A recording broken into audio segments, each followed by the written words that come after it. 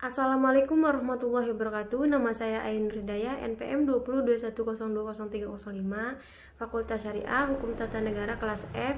Di sini saya akan menjelaskan tentang metodologi hukum Islam.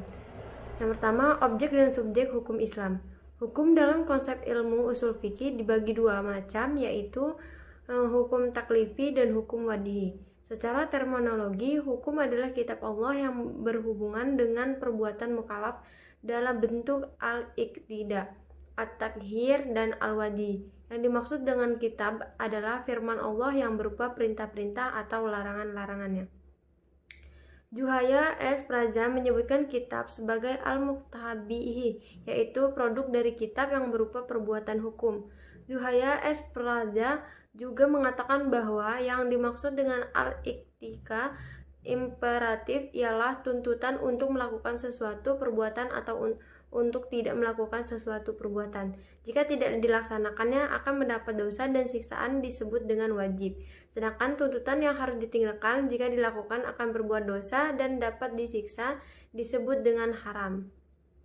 At-takhir atau fakultatif ialah apabila hakim memberikan pilihan kepada mukallaf untuk melakukan sesuatu perbuatan atau tidak melakukannya, yang disebut dengan al-ibahah, yaitu perbuatannya disebut dengan mubah.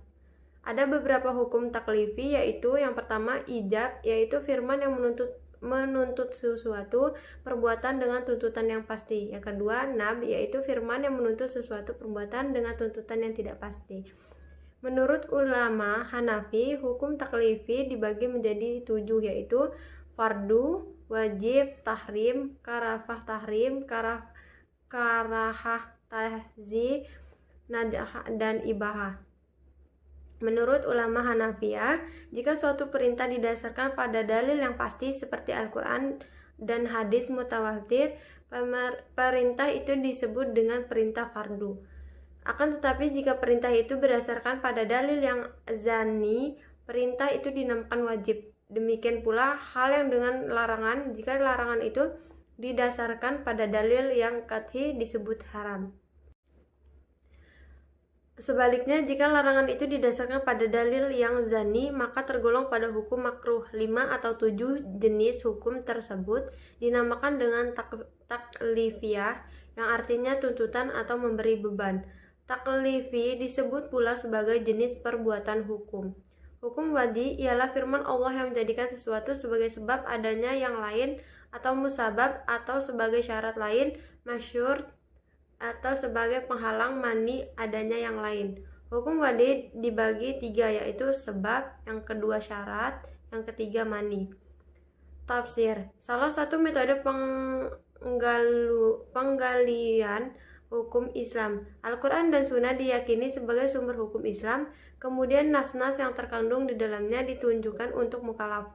Maka, untuk mempermudah pelaksanaan hukum yang dimaksud, upaya ulama di bidang usul fikih dan bidang fiqh mulai menggunakan pendekatan rasio dalam menggali makna dan maksud yang dikandung oleh kedua sumber hukum tersebut. Meskipun nas Al-Quran dan Sunnah telah muhkamah, campur tangan akal tidak dapat dielakkan. Al-Quran sebagai sumber hukum Islam, ada kalanya ayat-ayat tersebut saling menafsirkan karena adanya munasabah al-ayah, tetapi tidak jarang ayat-ayat tersebut membutuhkan hadis untuk menjelaskannya atau mulai pendekatan istijihad yang sepenuhnya menggunakan rasio. Munasabah al-ayah merupakan cara kerja akal yang istidiyah karena akal mengupayakan sekuat mungkin untuk mencari dan membentuk paradigma penafsiran tersebut. Ijtihad sebagai metode penggalian hukum Islam. Ijtihad berasal dari kata jahda, artinya al-maqah atau sulit, berat, susah, atau sukar. Menurut Rahmat Syafi'i, sebagai etimologis kata ijtihad artinya kesulitan dan kesusahan. Al-maqsah juga diartikan dengan kesanggupan dan kemampuan at-taqat. Kata juhda yang selanjutnya menjadi ijtihad diartikan sebagai pekerjaan yang dilakukan dengan sungguh-sungguh dan mengerahkan semua tenaga.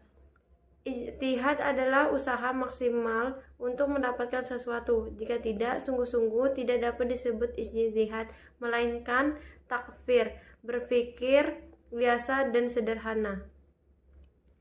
Abdul Wahab Khalaf mendefinisikan ijtihad menurut ulama usul yaitu mengerahkan daya dan kemampuan untuk menghasilkan hukum syarat dari dalil-dalil syariat yang terperinci. Dari semua definisi tentang ijtihad tersebut di atas dapat disimpulkan bahwa ijtihad itu adalah yang pertama, mengerahkan akal pikiran pada para fuqaha atau usuliyin.